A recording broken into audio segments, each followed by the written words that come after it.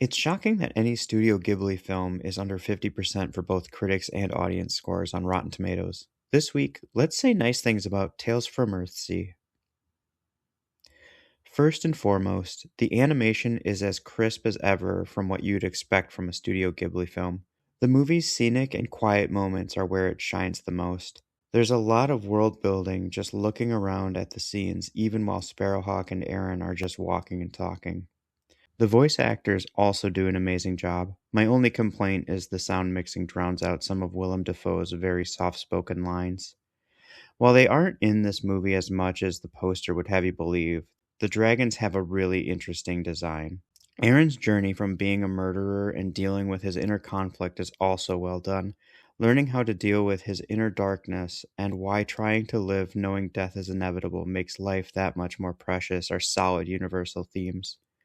I'm going to be a little bit more balanced in this review and not be all sunshine and rainbows because while I do like this movie, there are a couple things I think are fair to point out.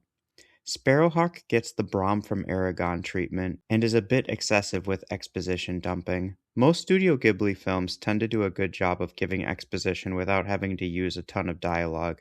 They use the world itself, or they use background characters, or just the actions of the main characters in the stories to do the world building. This movie has a harder time getting it across. It makes sense since this movie is taking from a multi-part novel series by Ursula Le Guin, so there's a lot of gaps to fill in. Which brings me to my next point. I think this movie has some required reading. It gets the job done if you just watch it straight and are focused on it, but you get a lot more understanding if you read at least the first two books of the novel series, which I highly recommend because they're well written, but for movie watching, it's somewhat problematic. You have to be laser focused on this movie, otherwise, some of the later scenes don't make sense with the rest of the story from the beginning. I know I seem like a Debbie Downer on this movie, but honestly, even with these complaints I have, it's still a movie worth watching. I'd love to hear what you think in the comments below. Thank you all so much for watching. I hope I see you in the next one.